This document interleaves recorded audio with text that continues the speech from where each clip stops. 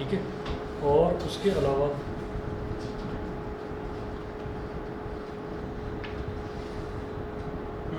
ये adenosine triphosphate कैसे बनता है ये देखा था रेस्पिरेशन इन प्लांट्स, ये देखा था। अभी देखना है रेस्पिरेशन इन एनिमल्स, मतलब इसमें 5 पेजेस हैं, पेज नंबर 4 पर आ जाइए।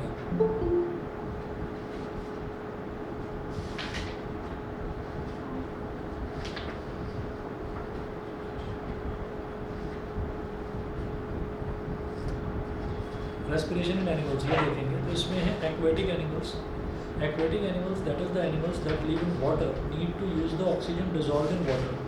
Aquatic animals that is the animals that live in water. जो एनिमल्स वाटर के अंदर रहते हैं, पानी के अंदर रहते हैं, need to use the oxygen dissolve in water, तो वो उस ऑक्सीजन को यूज़ करते हैं जो ऑक्सीजन ऑलरेडी पानी के अंदर डिजॉल्व है, पानी के अंदर जो घुली हुई है ऑक्सीजन उसको वो यूज़ करते हैं। सेकेंड पॉइंट है since the amount of dissolve oxygen is fairly low compared to the amount of oxygen in the air.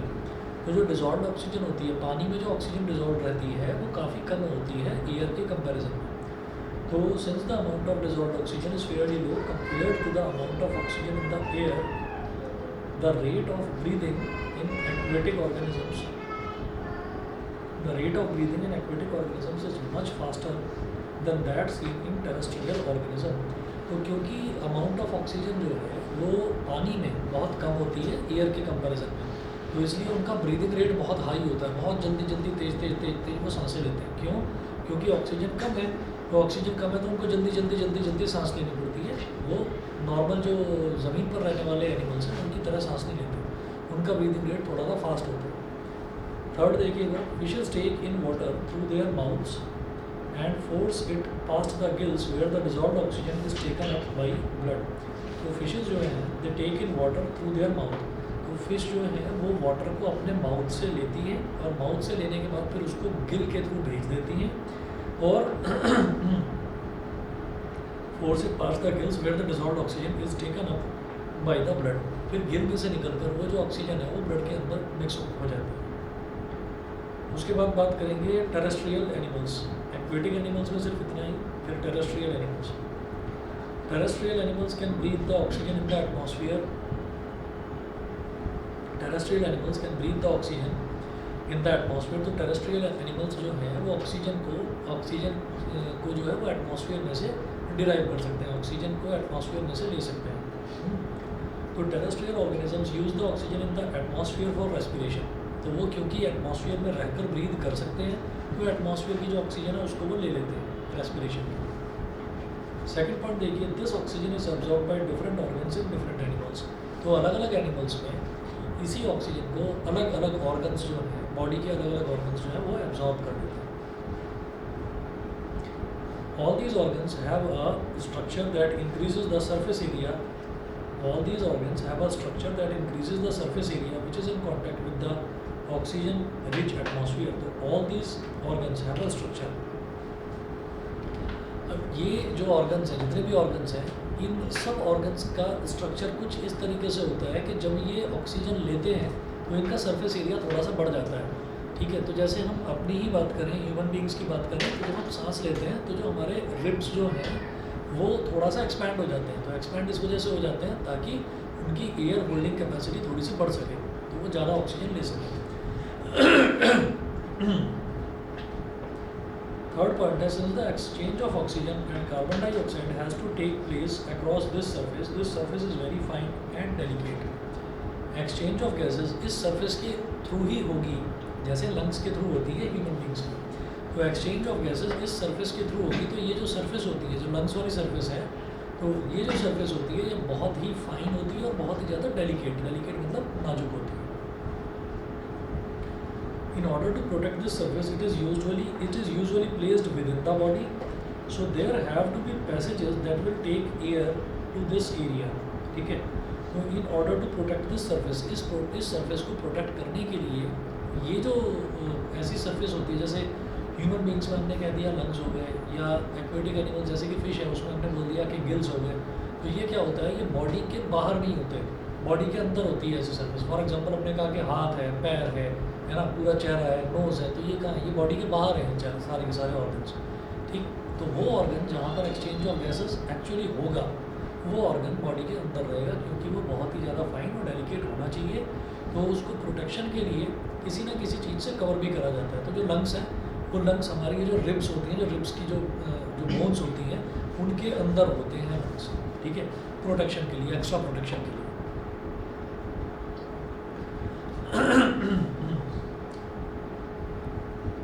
In addition, there is a mechanism for moving the air in and out of this area where the oxygen is absorbed.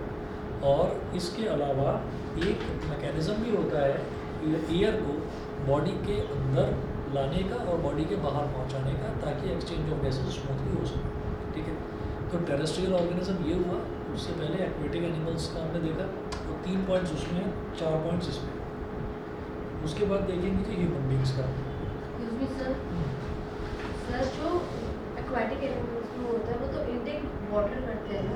हाँ, बाकी का water कहाँ से? हाँ, तो जो water है ना, वो वाटर को अपनी माउथ के थ्रू लेते हैं, और माउथ के थ्रू लेकर जो गिल्स हैं, गिल्स से जो है, गिल्स का काम ये होता है कि उस वाटर में से ऑक्सीजन को निकाल दें, ठीक है। और जो बाकी का वाटर है वो बाकी का वाटर साथ के साथ छोड़ते जाते हैं, है ना, वो इसी में पानी के अंदर छोड़ते जाते हैं। ये नहीं कि नहीं तो वाटर ही लेते जाएंगे तो छोटी से छोटी मछली भी बहुत बड़ी हो जाएगी, ठीक है। अब देखिएगा ह्यूमन बींग्स में आते हैं। इन human beings air is taken into the body through the nostrils, ठीक है। हाँ, कुछ के साथ में ऐसी प्रॉब्लम है जो मुंह खोल के रहते हैं, वो मुंह से ही सांस लेते रहते हैं, तो ईयर जो है ईयर मुंह के थ्रू भी जाती है, ठीक है। तो मुंह के थ्रू नहीं जानी चाहिए, नॉस्ट्रल्स के थ्रू ही जानी चाहिए। In human beings, air is taken into the body through nostrils. The air passing through the nostrils is filtered by fine hairs that line the passage. तो जो nostrils के थ्रू जो पूरा nasal passage जा रहा है, उस nasal passage में fine hairs, मतलब बहुत बारीक छोटे छोटे hairs होते हैं। वो hairs किस लिए होते हैं? वो hairs इसलिए होते हैं कि ताकि किसी भी तरीके का कोई डस्ट पार्टिकल, किसी भी तरीके की हार्मफुल पॉइजनस गैसेज जितना ज़्यादा हो सके उसको वो फिल्टर करें, मतलब वहीं के वहीं रोक लें, और अंदर जो है वो सिर्फ ऑक्सीजन ही जाए, ठीक है। इसलिए वो नॉस्ट्रल्स में छोटे छोटे फाइन हेयर्स होते हैं। सेकंड पॉइंट है, the passage is also lined with mucus which helps in this process. The passage is also lined with mucus. तो यही जो पैसेज है, पूरा जो नेसल पैसेज है, उसमें म्यूकस भी होता है, ठीक है। तो म्यूकस क्या होता है? म्यूकस एक स्टिकी सब्सटेंस होता है, और उसकी प्रॉपर्टी ये होती है कि अगर किसी भी तरीके का कोई डस्ट पार्टिकल है, कुछ भी गंदगी है एटमॉस्फेयर में, तो वो आके उस म्यूकस में चिपक जाती है। फिर उसको हम नाक वगैरह जब साफ़ करते हैं तो वो म्यूकस निकल जाता है। तो उससे ये दिखाई देता है। और आप कभी भी अगर खेल कर आए हैं या कहीं किसी ऐसे एटमॉस्फेयर में गए हैं जहाँ पर डस्ट बहुत ज़्यादा थी, गंदगी थी, तो आप अगर घर पर आएँ और घर पर आकर अपनी नाक साफ़ करते हैं, तो जब आप अपनी नाक साफ़ करेंगे तो आप देखेंगे कि उसमें से गंदगी निकलेगी, और मतलब उसका कलर भी आप देखेंगे तो काफ़ी डार्क होगा, ठीक है। और अगर आपने किसी दिन ये नोटिस करा कि आप पूरे दिन घर पर ही रहे हैं, तो जो म्यूकस निकलेगा उसका कलर उतना गंदा नहीं होगा। तो ये इसी तरीके से होता है, जैसे फॉर एग्जाम्पल क्या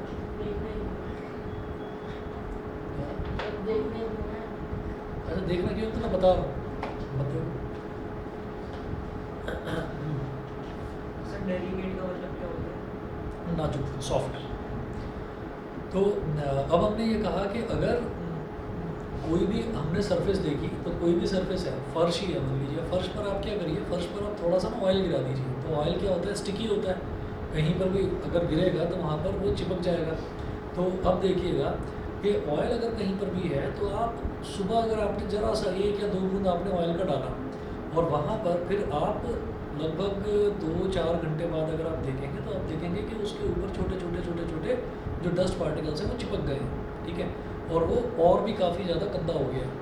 तो वही सेम चीज़ म्यूकस के साथ होती है। तो जो हेयर्स हैं, हेयर्स भी जो हार्मफुल गैसेस हैं, हार्मफुल गैसेस को अंदर जाने से रोकते हैं, और जो म्यूकस है, म्यूकस भी जो हार्मफुल पार्टिकल्स हैं, हार्मफुल पार्टिकल्स को अपने अंदर एब्जॉर्ब कर देती है, ठीक है। उसके बाद देखिए, rings of cartilage are present in the throat. तो जो थ्रोट है हमारा, जो थ्रोट है उसमें रिंग्स होती हैं, छोटी छोटी रिंग्स बनी रहती हैं, रिंग्स ऑफ कार्टिलेज। कार्टिलेज एक टाइप की मसल होती है। तो rings of cartilage are present in the throat. These ensure that the air passage does not collapse within the lungs. The passage divides into smaller and smaller tubes, which finally terminate in balloon-like structures, which are called alveoli. Alveoli का singular form होता है alveolus.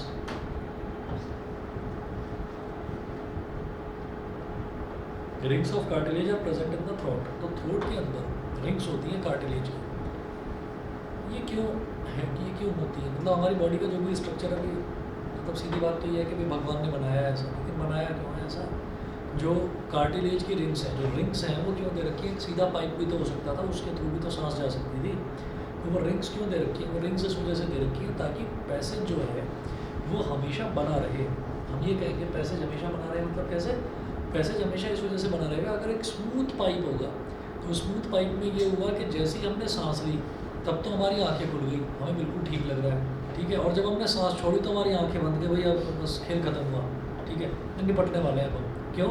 क्योंकि अब उस passage में जरा सी भी oxygen बची ही नहीं। और जो रिंग्स हैं, रिंग्स में छोटे छोटे छोटे छोटे गड्ढे होते हैं, तो क्या हो गया कि जो जो ऑक्सीजन पहले जब आई वो तो रिंग्स के अंदर फंस गई थोड़ी सी ऑक्सीजन, ठीक है, और बीच का जो पैसेज है वहाँ से ऑक्सीजन सीधी की सीधी लंग्स के अंदर गई।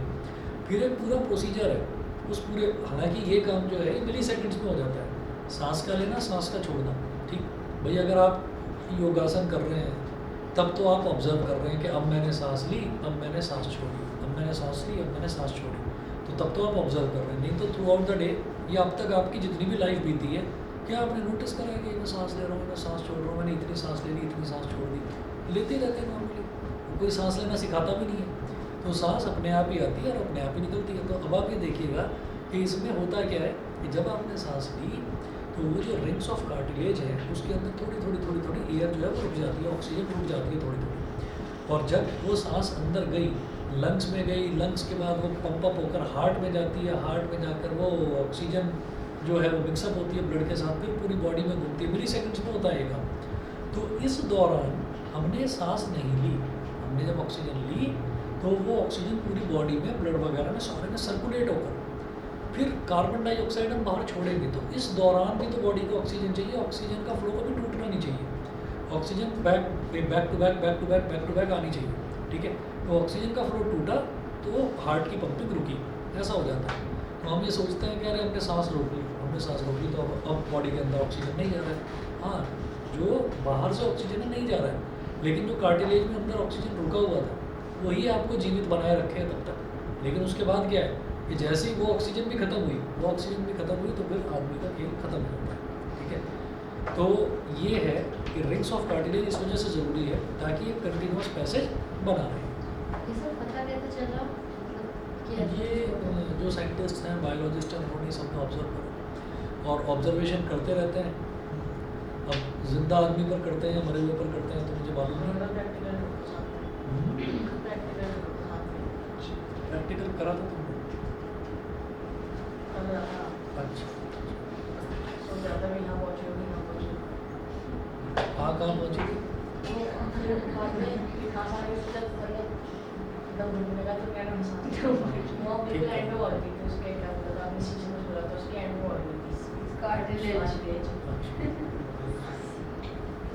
वो मतलब वो किसी फिल्म में दिखाया था ना कि मैं 15 मिनट तक मैं 15 मिनट तक सांस रोक सकता है, था ना वो एक फिल्म में।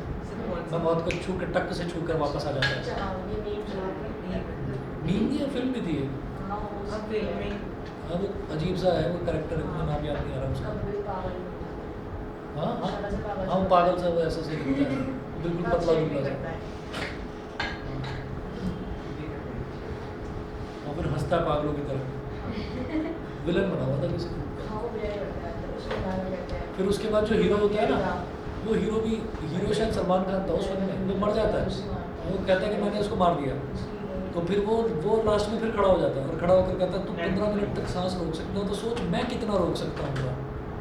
ये पता नहीं। और कुछ लोग ना कुछ ऐसे बेवकूफ़ भी होते हैं जो इमिटेट करते हैं इनको, और कोई करने लगे कि नहीं उसने रोका था, सलमान खान ने 15 मिनट तक सांस रोकी थी, मैं तो उसका फ़ैन हूँ, मैं तो 16 मिनट तक रोकूंगा। बस पता चला 16 मिनट के चक्कर में बस। तो भाई बैलबेल नहीं बजाया करते इस तरह से, गलत बात है, ठीक है ना। तो मेरे को सुनना पड़ता है।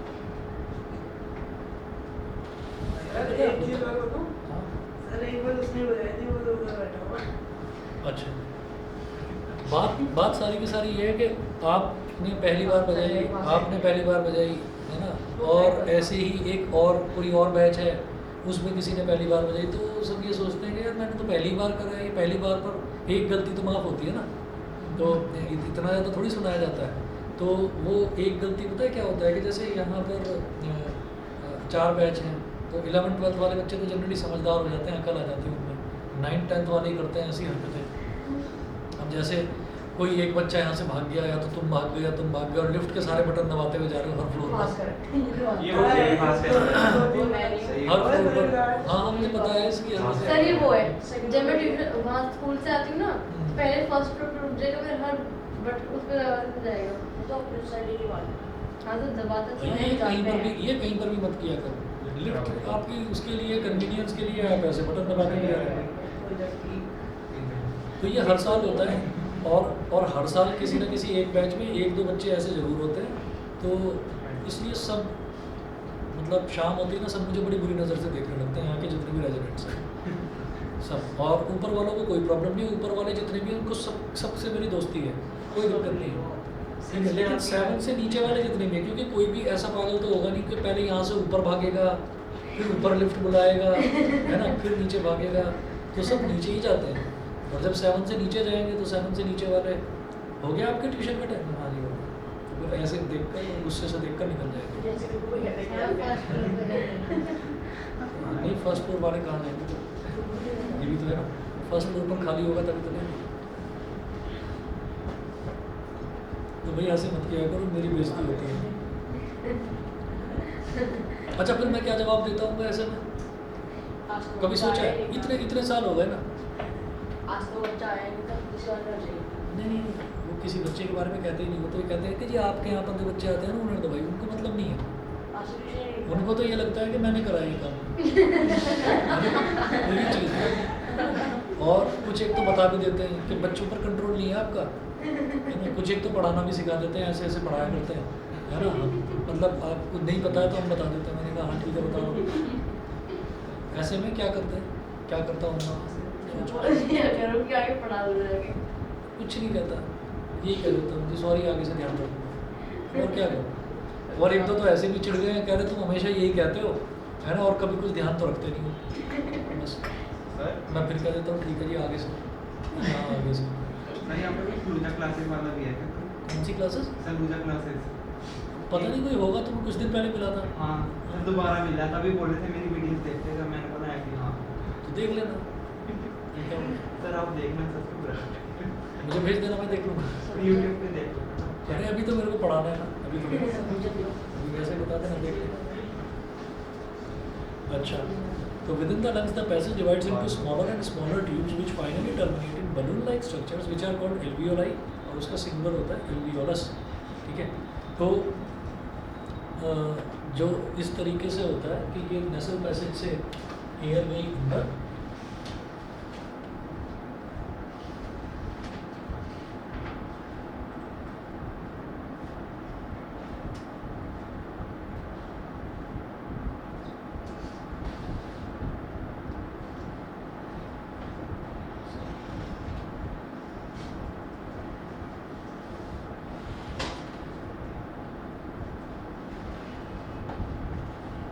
तो इस तरह से लंग्स में कनेक्टेड होती है। अच्छा, अब इसके अंदर जो है सर ऐसे एग्जाम में ड्रॉ करने को आ सकता है। ड्रॉ करने के लिए पहले आया करता था, अब आना बंद हो गया सर तो वो ड्रॉ आता है, लेबलिंग के लिए आता है। हाँ, लेबलिंग के लिए आ जाएगा, या फिर ऐसा आ जाएगा कि कुछ पार्ट्स दे रखे हैं और कुछ पार्ट्स पर ब्लैंक बना रखा है ना, Name और कहेंगे के कि इसमें हाँ लिए नेमिंग कर दीजिए, उस तरीके का आता है। पहले मैंने भी बहुत बड़े बड़े इसके नोट्स बना रखे थे, तो मैंने कहा अब इतने बड़े की फ़ायदा तो होता नहीं है, तो इसलिए ये थोड़ा शॉर्ट में कर दिया। अच्छा, तो इसके बाद जो है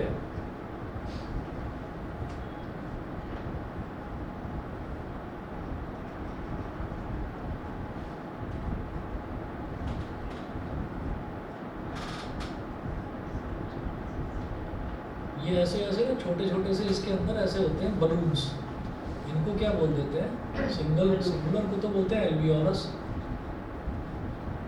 और प्लूरल को बोलते हैं एल्वियोलाई, एल्वियोलस और एल्वियोलाई।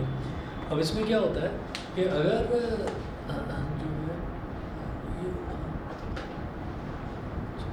पता नहीं लगातार इधर ही देखता जा सर रहा स्कोर पूछना होगा ऐसे, आरसीबी का मैच है ना।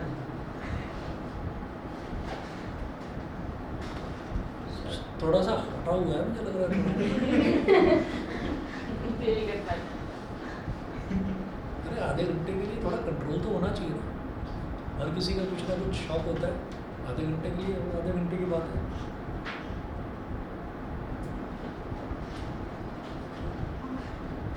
The alveoli provide a surface where the exchange of gases can take place. The walls of the alveoli contain an extensive network of blood vessels.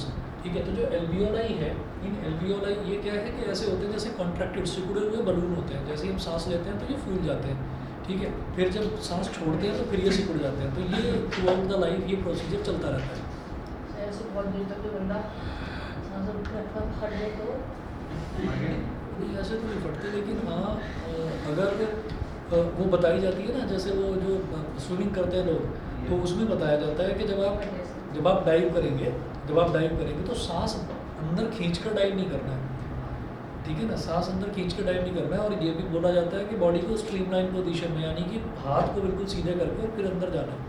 तो कई बार क्या होता है कि गलती से जो है ना, जब लोग कूद जाते हैं तो अगर चेस्ट डायरेक्टली टच हो गई और उस दौरान उसने सांस भी भर रखा है तो फिर ये एल्वियोलाई फट जाता है, ठीक है ना, और उससे जो है लंग्स में भी डैमेज हो जाता है।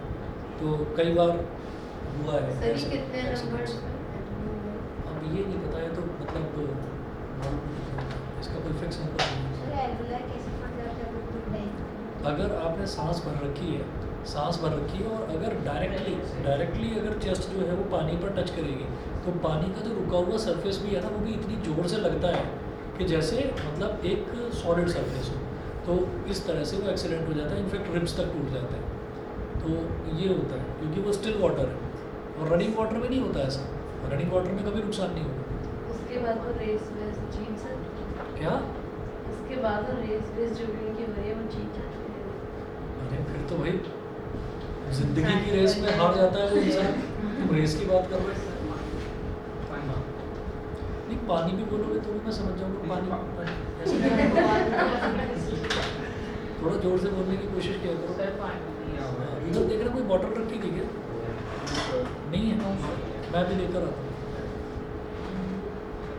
तो alveoli provide a surface where the exchange of gases can take place. The walls of the alveoli contain an extensive network of blood vessels. तो ये जो alveoli है, alveoli की जो walls हैं उनमें छोटे blood vessels भी connected सर होते हैं। एक्सटेंसिव नेटवर्क का मतलब Extensive मतलब बड़ा network, huge network. As we have seen in earlier years, when we breathe in, we lift our ribs and flatten our diaphragm. ठीक है? तो as we have seen in earlier years मतलब जब से हम पैदा हुए तब से हम देख रहे हैं, जब हम सांस लेते हैं तो जो रिब्स हैं, रिब्स को तो हम ऐसे लिफ्ट अप कर लेते हैं और जो डायफ्राम है, ये जो डायफ्राम है सिकुड़ जाता है, ठीक है? तो ऐसा होता है। तो and the chest cavity becomes larger as a result, और जो चेस्ट कैविटी है वो थोड़ी लार्ज हो जाती है, बड़ी हो जाती है, खासतौर पर जब दौड़ कर आते हैं तो सांस फूल रहा होता है, ठीक है? Because of this, air is sucked into the lungs and fills the expanded alveoli. Because of this, air is sucked into the lungs. तो जब हम सांस लेते हैं तो एयर जो है वो लंग्स में चली जाती है, एल्वियोलाई जो है वो एक्सपैंड हो जाता है, तो इस वजह से चेस्ट जो है वो फूल जाती है, ठीक है? The blood brings carbon dioxide from the rest of the body for release into the alveoli, and the oxygen in the alveolar air is taken up by blood in the alveolar blood vessels to be transported to all the cells in the body. The blood brings carbon dioxide from the rest of the body to release into the alveoli. तो पूरी की पूरी body में से जो blood है वो carbon dioxide लेकर आता है और लाकर एल्वियोलाई को प्रोवाइड करा देता है, और फिर एल्वियोलाई इन कार्बन डाइऑक्साइड को वापस रिलीज कर देती है एयर, ठीक है? During the breathing cycle, when air is taken in and let out, the lungs always contain a residual volume of air. Residual volume of air समझ गए? थोड़ी सी एयर लंग्स के अंदर होती है, वो जो मैंने आपको बताया था। During the breathing cycle, when air is taken in and let out, the lungs always contain a residual volume of air, so that there is sufficient time for oxygen to be absorbed and for the carbon dioxide to be released. इस वजह से carbon dioxide को भी release होने के लिए ठीक ठाक टाइम मिल जाता है, क्योंकि थोड़ी सी जो एयर है वो लंग्स के अंदर हमेशा रहती है, और ऑक्सीजन को भी रीअब्जॉर्ब होने के लिए ठीक ठाक टाइम मिल जाता है। एक ऐसा नहीं होता कि लंग्स एकदम से खाली हो गए, ठीक है? चलिए जी, इसके बाद जो है सर प्यूरा क्या होता है? हाँ प्यूरा प्यू रा PUR प्यूरा PLEURA PLEURA ये क्या होता है? लिखा हुआ है। प्लूरल तो नहीं लिखा हुआ? नहीं। देखना पड़ेगा, रुको।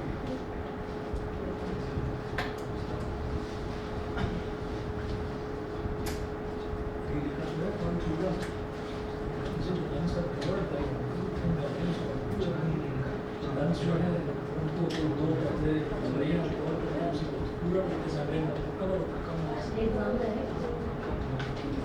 बहुत ज़्यादा रहता है इसमें, इसलिए NCERT से पढ़ा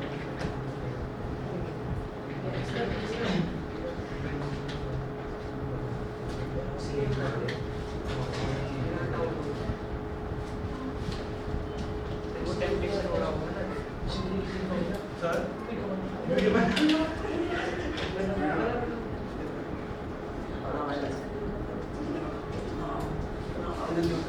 अबे आउट हो गया खुद बस वही बोलो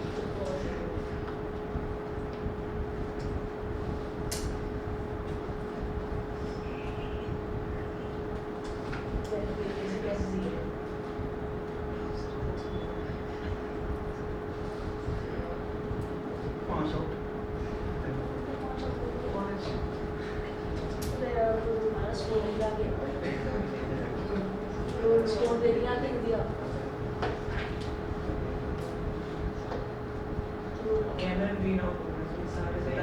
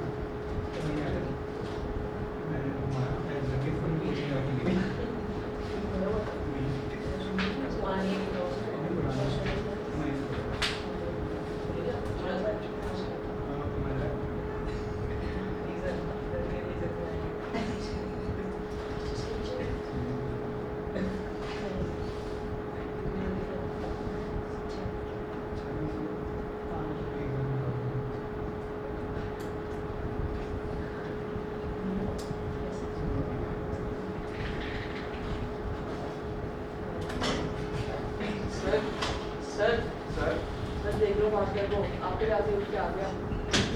हमारे पास प्रूफ भी है इसका। सर देखो वीडियो बनाई है हमने।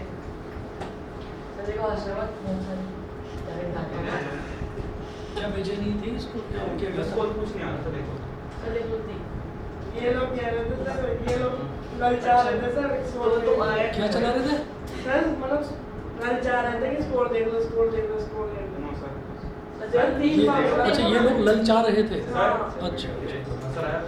ललचा रहे थे सर। सर नेट नहीं चल रहा था, स्कोर में दिखाएंगे। ललचा रहे थे। हाँ। ये फिर आती तरफ होता। और तुम ललच गए। हाँ?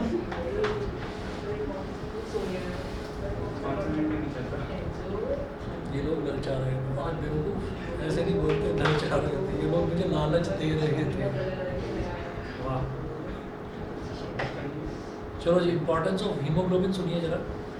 First है when the body size of animals, when the body size of animals is large, the diffusion pressure alone cannot take care of oxygen delivery to all parts of the body. When the body size of animals is large.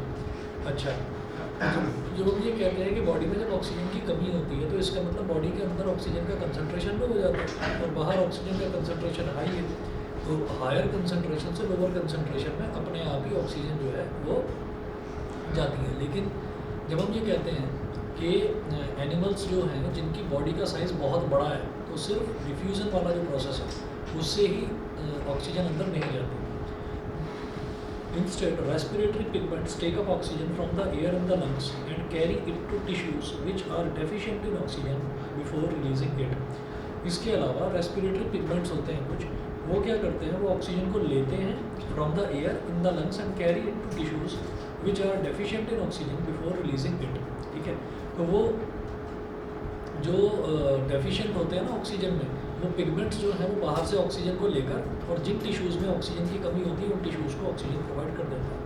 तो सिर्फ diffusion से ही respiration possible नहीं होता बिगर animals के case में। ठीक है, second देखिए, इन human beings the respiratory pigment is haemoglobin. The respiratory pigment is haemoglobin which has a very high affinity for oxygen. Human beings में रेस्पिरेटरी पिगमेंट जो है वो हीमोग्लोबिन है which has a very high affinity for oxygen. तो उसमें oxygen के लिए बहुत ज़्यादा एफिनिटी होती है। एफिनिटी मतलब ऑक्सीजन को बहुत ज़्यादा वो अट्रैक्ट करता है। तो जो लोग स्पोर्ट्स में इन्वॉल्व रहते हैं ना, खेलते कूदते हैं, फिजिकल एक्टिविटी करते हैं, तो उनका हीमोग्लोबिन काफ़ी ज़्यादा होता है, बढ़ा हुआ होता है उनका हीमोग्लोबिन। बढ़े हुए हीमोग्लोबिन का ये फ़ायदा होता है कि कभी भी ना सांस लेने की प्रॉब्लम उनको नहीं हो सकती, कभी भी ऑक्सीजन की कमी नहीं होती उनकी बॉडी में, क्योंकि उनके लंग्स को पूरा प्रॉपर एक्सपैंड होने की, कॉन्ट्रैक्ट होने की पूरी प्रैक्टिस होती है। खेलते कूदते रहते हैं, एक्सरसाइज वगैरह करते हैं। और धीरे बोलो ताकि मेरे कानों तक आवाज़ पहुँच जाए। सर मेरा क्वेश्चन है। ऐसा आनंदी का क्वेश्चन है, जैसे हम बलून में एक हवा कौन सी हो गया वो बनते हैं और उसको बाद में करते हैं। किसकी सर्दी होती जाती है? जब हम बोलते हैं सब नाइट्रोजन गैस तो नहीं करते हैं। मतलब आपने ये एक्सपेरिमेंट करके देखा है नहीं, यूट्यूब पे देखा है। कि अगर बलून के अंदर कोई हवा भरी हुई है, उस हवा को आपने इनहेल कर लिया हाँ जी। है ना, और फिर जब हम बोलते हैं तो हमारी आवाज़ चेंज हो जाती है। नहीं वो हीलियम होती है, हीलियम तो इसलिए भरी जाती है, हीलियम बहुत हल्की होती है, बहुत लाइटर होती है। तो हीलियम से तो जो वो है ना, मतलब वो ऊपर की तरफ उड़ने लगता है। वो एयर के जो पार्टिकल्स हैं उनसे भी बहुत लाइट होती है वो, तो वो बलून को लेकर अपने साथ ऊपर उड़ने लगता है। अब ये कौन सा एक्सपेरिमेंट है मुझे तो पता नहीं। नहीं सर उधर होता है। बहुत सारे तो कैसी आवाज़ हो जाती है? सर एकदम बड़ा सॉफ्ट हो जाती और सर कैसे है। सर ऐसे नहीं है। तो ये करके देखा तुमने? No, sir. सिर्फ यूट्यूब पर देखा है, तो वही करके मत YouTube पे दिखा देखना, दो सर को। करके मत देखना ये। अब देखो ऐसी एक्टिविटी से भी तुम ललचा रहे हो, मुझे लग रहा है तुम करके देखोगे ऐसे कुछ। अच्छा, तो in human beings the respiratory pigment is hemoglobin which has a very high affinity for oxygen. This pigment is present in the red blood corpuscles. Corpuscles मतलब cells, red blood cells. Red blood cells. Carbon dioxide is more soluble in water than oxygen is, and hence is mostly transported in the dissolved form in our blood. Carbon dioxide is more soluble in water than oxygen is. तो जितना oxygen water में soluble होता है उससे ज़्यादा carbon dioxide जो है वो वाटर में सॉल्यूबल होता है, and hence is mostly transported in the dissolve form in our blood. तो कार्बन डाइऑक्साइड जब ट्रांसपोर्ट होता है तो वो सिर्फ ब्लड में अपनी डिजॉल्व फॉर्म में ही ट्रांसपोर्ट होता है। ठीक है, ऑक्सीजन उसके ऊपर, ऑक्सीजन को ब्लड जो है वो कैरी करके ले जाता है। ठीक है, और सारे सेल्स को देता रहता है। ठीक, चलिए जी, एक तो ये वाला पोर्शन हुआ, इसके बाद यहाँ तक के मैंने आपको भेजे थे, इसके आगे के नोट्स भी भेजना है।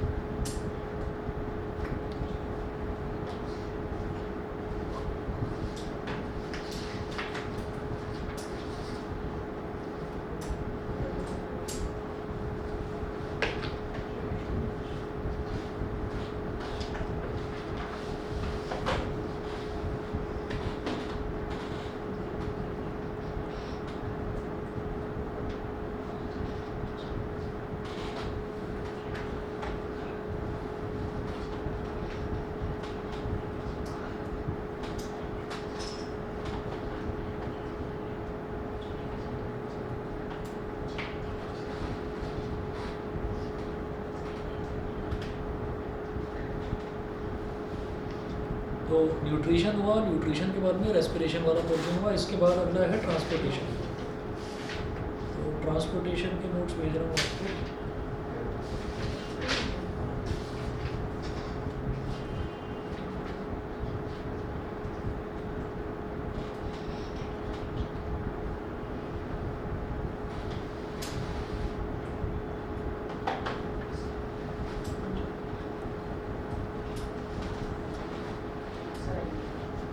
आ गए? सर इसके 12 पेजेस के नोट्स हैं ट्रांसपोर्टेशन के। सर हमारे में सिर्फ रेस्पिरेशन का है। सिर्फ रेस्पिरेशन ठीक है। पढ़ना पड़ेगा फिर भी। सर ये आपके हैंड रिटन है। हाँ, ये हैंड अच्छी आईडी। अच्छा, थैंक यू। ये है।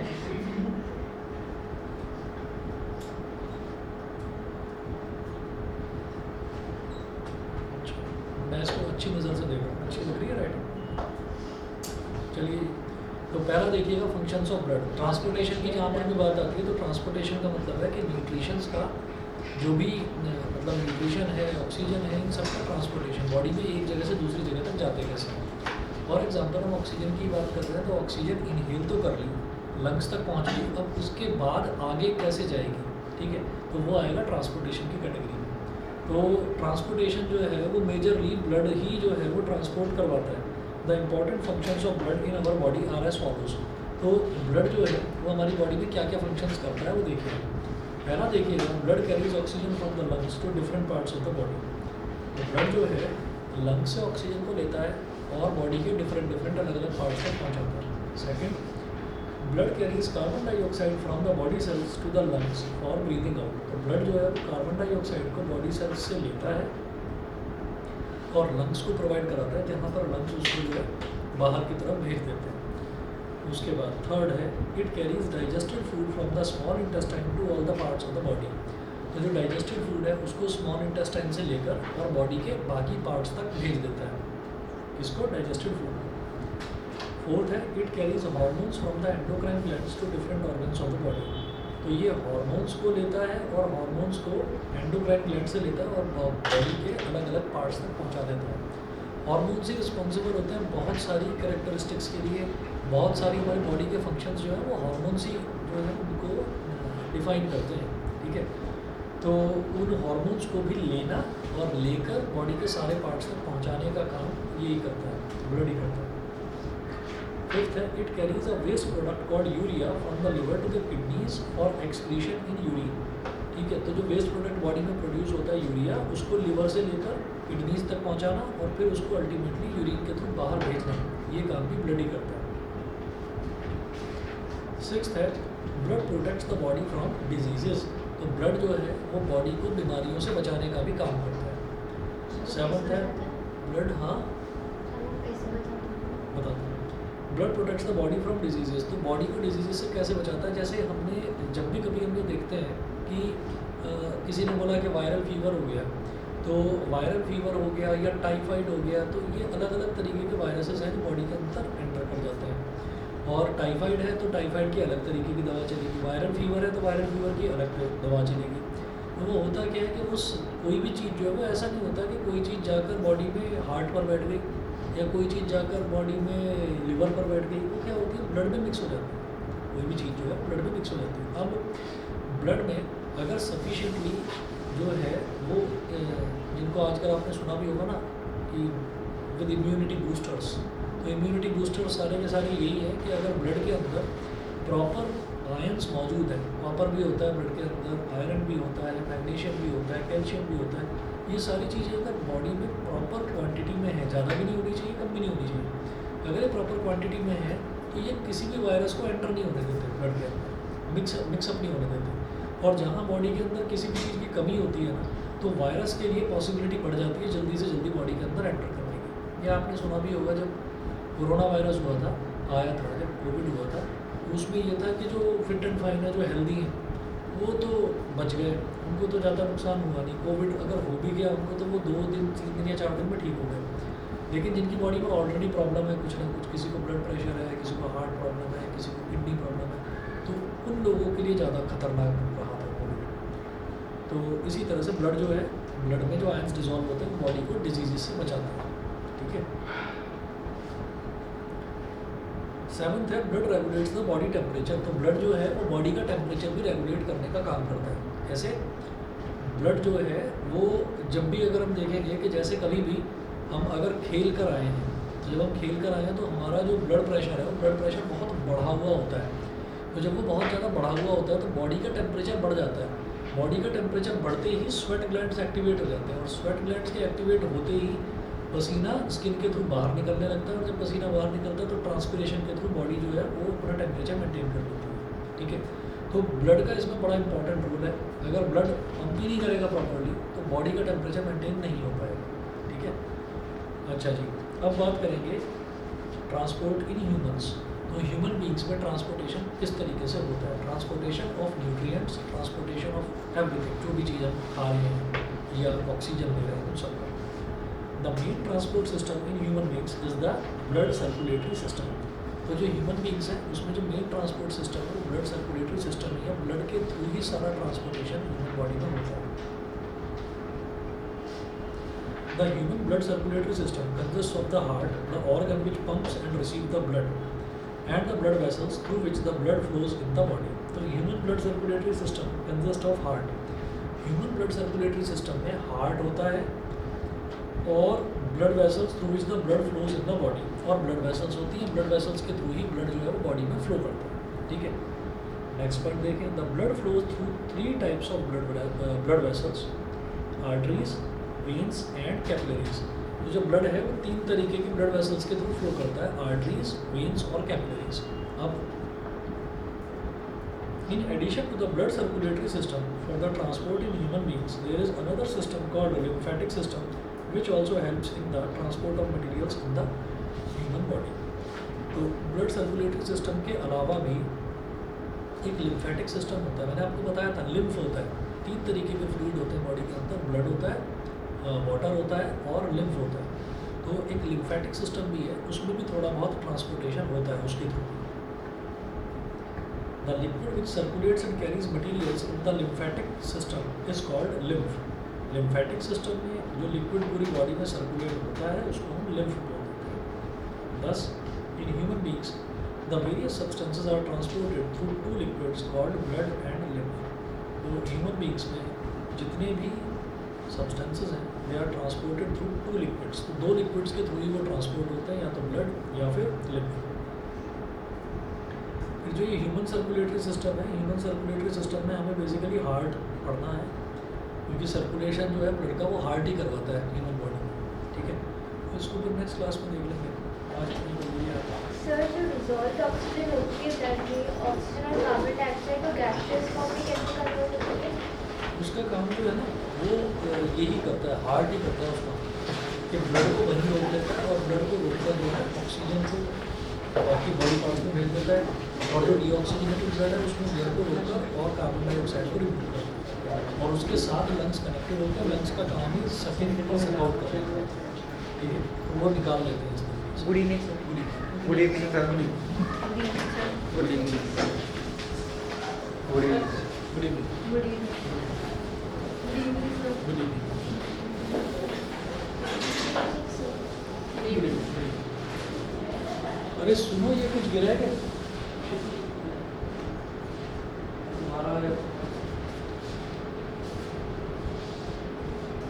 क्या चीज़ है?